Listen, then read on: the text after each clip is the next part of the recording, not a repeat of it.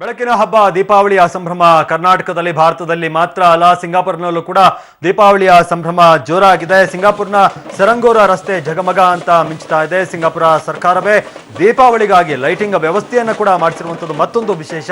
ಹೇಗಿದೆ ಸಿಂಗಾಪುರ್ನಲ್ಲಿ ದೀಪಾವಳಿಯ ಸಂಭ್ರಮ? ನಮ್ಮ ಪ್ರತಿನಿಧಿ ಮಾರುತೇಶ್ ವಾಕ್ ಥ್ರೂ ಮಾಡಿದ್ದಾರೆ, ಬನ್ನಿ ನೋಡ್ಕೊಂಬರೋಣ. ಸಿಂಗಾಪುರದಲ್ಲಿ ದೀಪಾವಳಿ ಸಂಭ್ರಮ ಹೇಗಿದೆ ಅನ್ನೋದನ್ನ ತೋರಿಸೋದಕ್ಕೆ ನನಗಂತೂ ಬಹಳ ಕುತೂಹಲ ಇದೆ. ನಾನೀಗ ಸಿಂಗಾಪುರ್ನ ಸೆರಂಗೂನ್ ರಸ್ತೆಯಲ್ಲಿದ್ದೀನಿ.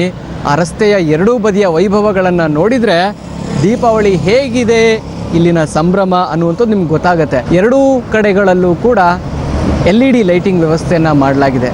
ನಮ್ಗೆ ಇನ್ನೊಂದು ಖುಷಿ ವಿಚಾರ ಏನಪ್ಪ ಅಂದರೆ, ರಾಷ್ಟ್ರೀಯ ಪಕ್ಷಿ ನವಿಲು, ನಮ್ಮ ರಾಷ್ಟ್ರೀಯ ಹೂ ಕಮಲದ ಮಿಶ್ರಣ ಇರತಕ್ಕಂಥ ಈ ಚಿತ್ರಣ ಇಡೀ ಸೆರಂಗೂನ್ ರಸ್ತೆಯ ಉದ್ದಗಲಕ್ಕೂ ನಮಗೆ ಕಾಣಿಸುತ್ತೆ. ನೀವು ಎಷ್ಟು ದೂರ ಕಣ್ಣಾಯಿಸಿದ್ರೂ ಕೂಡ ಇನ್ನೂ ಇದೆಯೇನೋ ಅಂತ ಅನ್ನಿಸ್ಬೇಕು. ಆ ರೀತಿಯಾದಂಥ ಚಿತ್ರಣ ನಮಗಿಲ್ಲಿ ಗೊತ್ತಾಗ್ತಾ ಇದೆ.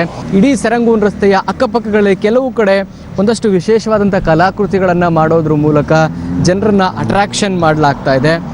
ಇದೊಂದು ರೀತಿ ಚಿತ್ರಣವನ್ನು ನೀವು ಗಮನಿಸ್ತಾ ಇದ್ದೀರಿ.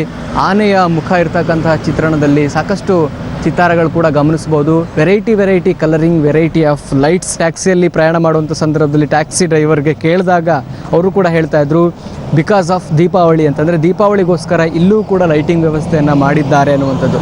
ಅಷ್ಟರ ಮಟ್ಟಿಗೆ ದೀಪಾವಳಿಯಲ್ಲಿ ಸಕ್ಸಸ್ಸನ್ನು ಕಾಣ್ತಾ ಇದೆ. ಅಷ್ಟು ಅದ್ಧೂರಿಯಾಗಿ ದೀಪಾವಳಿಯನ್ನು ಇಲ್ಲೂ ಕೂಡ ಆಚರಿಸ್ತಾ ಇದ್ದಾರೆ. ಹೀಗಾಗಿ ದೀಪಾವಳಿ ಕೇವಲ ಕರ್ನಾಟಕದಲ್ಲಿ, ಭಾರತದಲ್ಲಿ ಮಾತ್ರ ಅಲ್ಲ, ಅದರಿಂದ ಆಚೆಗೆ ಸಾವಿರಾರು ಮೈಲಿಗಳ ದೂರದಲ್ಲೂ ಕೂಡ ದೀಪಾವಳಿ ಸಂಭ್ರಮ ಇದೆ ಅನ್ನುವಂಥದ್ದಂತೂ ಸ್ಪಷ್ಟ. ಕ್ಯಾಮರಾಮನ್ ಮುನಿರಾಜು ಜೊತೆ Maruthesh, Hunasanahalli, public TV, Singapore.